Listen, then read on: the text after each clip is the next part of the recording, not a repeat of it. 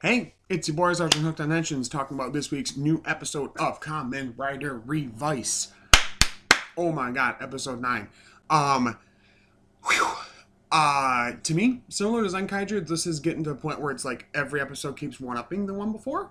Not as consecutively as Zenkaiger, but definitely last week's big thing with we're finally revealing to the Igarashi family that Daiji is taken over by Kagero and is Kamen Rider Evil. Um, and starting to set up what seems to be a rivalry between Sakura and Aguilera, which is kind of cool, which we will touch upon in this episode also. Um, so kind of cool in this episode. Main like person plot of it, if you will, is Daiji, really Kagero, in Daiji's body, his e-boy, outfit, takes a stamp with him, the Brachio stamp, and finds these three people who actually are three Sentai alums. I'm pretty sure. I know one of them is in was in Kira Major as Kakihara, but anyway, basically they're all like scam artists, and he makes them into monsters. He like contracts them forcibly, pretty much. Same time as this is happening, Iki is really like dealing with a lot of stress over finding out what happened with Daiji, and wanting to find out a way to like bring him back. And of course, he gets contacted by Phoenix because now he's contracted by them as a Kamen Rider, and he's told by the leader guy, "Yeah, you'll eliminate Kamen Rider Evil so that he will not cause any more." And just like brushes past needing to murder his brother because like he's a threat, which I get, but like also like Iki mentions like, okay, well, can we try to find a way to like stop him perhaps and bring him back? Like, do we have to kill him? And Kadota actually has a pretty alarming thing he says, which makes sense because I mean Daiji being controlled by Kagero is a problem, and especially as a threat being Kamen Rider Evil and using the stamps and all of that. So I get it. And Kadota straight up says he's like, well, um, he's like, if you can't, since you can't deal the finishing blow, I will. And he's kind of right. I don't think Iki would be willing to actually kill his brother. I think he's going to try and do what he can to bring him back. And with some scans and stuff with who Kamen Rider Live is, which we'll get there, we might get that sooner rather than later. My only tiny thing with this is that I like this whole storyline thing right now. I just hope Kagero stays a villain for a good chunk of the series. I don't want them to rush through all of this and him be done in like episode 12 and then never seen or heard from again. Especially because I would think you would need some form of contract with a demon in some way to use that driver. So, we do get some nice scenes actually with Vice. Vice was a little extra in this episode, but he is always very much supportive of Iki, trying to pick him up and make him feel better. He actually talks to the dad and I believe it was either the mom or Sakura about like because they want to know more about how this all works. And he's like, well, you usually have to contract and whatever, and not all of us demons are the same, and kind of like giving them the rundown of the basics of how everything works. And I kind of like this that we're getting like more interaction with him and everybody else because he can't always be seen by everybody, but when he possesses the gun phone or Gundaphone, whatever you call it, he's able to like interact with people, and I think that's cool seeing him kind of do that. I don't know if we'll ever get to a point where he'll be fully separated from Daiji and be physical all the time, but I do like him being able to interact with people other than just Iki. So, we get our initial fight with the Brachio genome monster, and it's kind of cool. We've had some times where Iki and Vice are separate doing things fighting, but not this far apart. They transform, they use the Mantis stamp, so it's the Gaim stamp, Gaim/Mantis stamp, and Mantis genome, whatever you want to call it. And Iki's fighting the Brachio genome, and they're both, or yeah, the Brachio monster or whatever. They're doing their thing, and then Evil comes in. So then Iki goes off to go after, or he sees Daiji. He goes off to find Daiji. So Vice has to fight the monster by himself, which he's fine with, and he does this cool thing where he breaking the fourth wall like he does, and he's like, "Hey, it's time for the Vice show, blah blah blah. Keep up with me on all social medias with hashtag nice Viceo." It's so stupid. And then he like everything past that, he keeps like explaining out ridiculously every single bit of what he's doing, kind of like a YouTuber would, which I like the like parody on that. I love that because it does get kind of annoying that that's like the most popular content out there is these people that are just like, hey, this is what I'm doing, blah, blah, blah. And they're doing the most simple things, but they're acting like it's this big deal. And they get popular because of it. It's so crazy. But anyway, so, he's handling the Brachio genome on his own, uses the Otodero hammer, he touches the car, which I forget that the hammer weapon, you touch an element with it, it takes it in. He touches the car, it goes car, and it just makes him go really fast and like slash the shit out of the monster.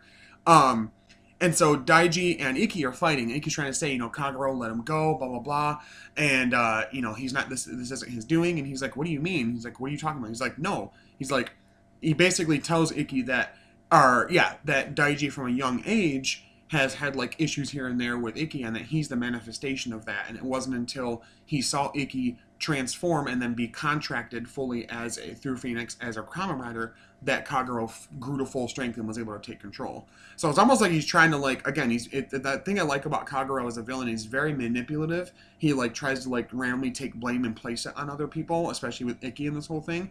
And he's the perfect like flip to Daiji, where Daiji had issues with his brother. I don't think everyone wanted to kill him, but Kagero very much so is like the dark side of things, kind of like, and like anybody deals with for the most part. Like you're driving your car and you see somebody and they pass you or whatever, and for like a split second, you have like a random fleeting thought like, oh, what if I did? And you're like, whoa, stop, no, I can't do that. Like not all the time. I'm not trying to say I'm crazy or whatever, but you know what I mean. Like you have those fleeting dark thoughts and they go away. So anyway, they're having their fight and everything, and Kadota comes in, Demon, my boy, and uses the mole genome stamp, and it gives him like a drill arm. And what it does, it's so cool. So it's the mole / Amazon stamp, right? Because all of his stamps are like Showa riders. And I found out that in Amazon, because I never watched Amazon yet, Amazon in his show, not Amazon's, just original Amazon, had a little kaiju friend that was a little mole kaiju, was like his best little friend. And that's why the thing is a mole, because of that. I think it's really special. Anyway, so he fights for a while, does some kick-ass shit, and helps out Vice. And eventually the Brachio monster, Ikki comes back into it because Daiji escapes and whatever. I think he uses the Jackal stamp again and kicks him and Vice's ass real quick. Really, because Jackal is like a speed one, and he makes him look like Genom. Has like Genom for the like the face or whatever, like the helmet changes to look like Genom's, and also like his the color on the suit and the stamp symbol on him is different. It's kind of cool how they do Evil's like suit changes. But anyway, he finally escapes or whatever. They're able to destroy the Brachio monster, but it doesn't stick because later on there's like basically 3 of them because they use the stamp on all 3 of them. Daiji does, or Kagero, whatever. So anyway, in between there, a lot more back and forth between him and the family. The mom's like, you know what? Nobody knows him better than you. They mentioned the time, which I thought this was cool. A bit of backstory, that when they were younger, there was a point where him and Daiji were playing hide and seek, and he couldn't find Daiji. They had to get like police involved. They eventually found him. He was stuck under something, and Ikki like pushed himself to his limits to like get things out of the way to get his brother to safety. And so, and it's clearly trying to kind of be like an homage and allusion to what's going on now with Daiji. Like he's going to have to break through the specter of Kagero to get through to Daiji to pull him back. So that was kind of cool that they've had like that kind of relationship where Ikki's always kind of been there to like help Daiji, but that Daiji probably saw it sometimes as always been there to like save him and that he can't do it himself. So they finally destroy the monsters. They use the Mantis genome again, and do the little, they do their Kama Sutra position thing together and become a giant mantis. And they get rid of the Brachio genome, which we're going to see the Brachio dead man monster, which we'll see the Brachio genome, which is Geo for some reason. I don't know why they chose Brachiosaurus for him, but whatever. Which looks nice. The suit looks nice for next episode. And so does, real quick, pause on that, the Mantis genome, like the Gaim suit thing on him looks great. I love that they're keeping Revi and Vice's color scheme for the most part, and then just like incorporating elements of whatever character whatever rider is being homaged in that stamped, like their suit, they're just like having elements of it. Like he has part of Gaim's armor here, but it's all pink instead of the normal color it is.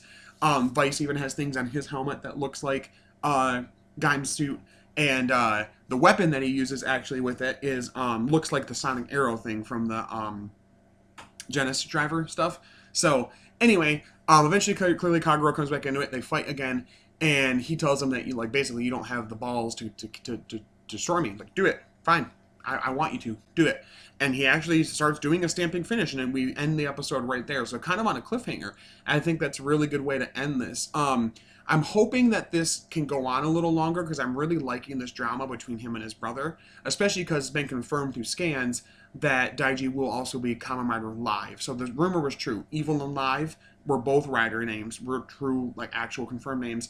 The two-side driver is able to be used as, so it's a blade when he used it turned to evil, and then it's a gun when it's, what's it called? When it is live. And the suit looks pretty cool, and it does look very much so like taking some elements from Buster, from Saber, kind of, in with the way the helmet looks anyway. So I'm hoping, what I'm thinking might happen is that we'll get something where either Kagero and Daiji, a few things might happen. I got three like theories running around in my head. Either A, Kagero done, and he can somehow still transform. B, him and Kagero split, and Kagero like somehow gets his own two-side driver so he can become Kamen Rider Evil whenever he wants to. And then Daiji is just Kamen Rider Live on his own, because in the scans we see him like rider kicking together with his brother and transforming together, and they're so happy. I hope we're not, because it's a two-side driver and it flips around and whatever, that we're not going to do this thing where he like, you know, uncontrollably has to keep switching to evil and back to live and whatever. Maybe a bit of that, but that'll get annoying really quick. I don't see right now, with how over-the-top psychotic Kagero is, I don't see him reforming, and it would be weird if he did. Not that we've not tried doing that in Rider before, where a clearly psychotic, murderous character all of a sudden becomes a good guy out of nowhere. But I wouldn't love that, so I hope that's not what we go with this. So I'm banking either on him being destroyed and somehow the driver being modified to still work, or them being separated, and because of like Kagero's lasting influence on him power-wise, he can still transform because he has some of his essence in him still, but not enough to take him over. And Kagero maybe has some of Daiji in him, and that eventually makes him more of a good guy later too. I don't know. Because I would think that would mean if you separated them out, then Kamen Rider Evil will be your evil rider, Dark Rider for right now, and then Live would be the real secondary, along with tertiary of demons. So anyway, I really liked the episode. I probably would give it probably a strong 9.5 out of 10. Only because I wanted to see a bit more of the Mantis genome stuff, and I wanted to see move forward the storyline a bit with Kagero and Daiji and Ikki and that whole thing. We do get a cool scene where Aguilera actually fights with Sakura again. So it seems like they're building like a kind of, or I think maybe that was in the preview for next week. Either way, in this or the preview, we get to see that. So it seems like they're building a rivalry with them. We also saw some kind of production photo a few weeks ago with her, which what looks like at least the back part of a belt on. So I don't know if that means that she's going to have her own driver. Some people have the dark theory that the demon's driver is like killing Kadota somehow, because he's not contracted with a demon, because the demon that pulled out was that T-Rex demon they fought in the first episode, and then they destroyed it. So they feel like the demon's driver is like has to replicate that by like taking your life force to like be in place of the demon. I don't know about that, because they're not made that clear. He seems to be fine every time he transforms. He's not in pain. And they also thought, like, what if it's like a driver that goes to different users, like the Ixa driver apparently in Kiva. I've not watched Kiva. I want to. So I'm hoping it's more that Sakura gets her own separate driver and form and all of that. I would think we would have already seen that somewhere in scans or leaks or whatever, but maybe not. Maybe they're being secretive. There's things that they've gotten better about hiding about that kind of stuff. But overall, like I said, 9.5 out of 10 for the episode. Let me know what you guys think in the comments below. Let me know if you guys loved the episode, hated it. If you don't like me and you want me to die, you know, whatever. Thank you guys so much for subscribing and commenting. So I do know that after this episode, I think for 2 weeks or so is that golf situation they do in Japan where Superhero Time doesn't air for 2 weeks. So in the meantime, I'm going to try to get some other stuff out. I do want to do a retrospective video on Choju Sentai Live Man. I just finished watching and I loved it. I want to talk about that in a small video. And I probably, as soon as I start getting some of my other stuff, do some more Tokyo Toy views. I just did one on the Neo Deca driver, and of course, last night they revealed the CSM Neo Deca driver plus K-Touch that they're doing, so God damn it. Not that I care. That CSM stuff is way too expensive. Usually I don't go for that kind of stuff. Yeah, so I do have some other content planned on some other like henshin videos and stuff like that, and just other little like videos planned to be in the middle of this gap we're getting. I probably will also fill in with Digimon Ghost Game videos. and other things. So let me know in the comments below too if you guys have any ideas for content, if you guys have some video ideas, things you want me to talk about, maybe some aspects of Rider or Sentai, some seasons you want me to check out or you want me to talk about. Maybe some, like, if you want me to do like a theory video with certain, you know, shows like the Zenkaiger and Revised or whatever. But yeah, thank you guys so much for subscribing, for watching, for sharing, all that good stuff, liking, even disliking. It's all interaction. And until next time, stay hooked on Henshin's. I'll talk to you guys later. Bye-bye!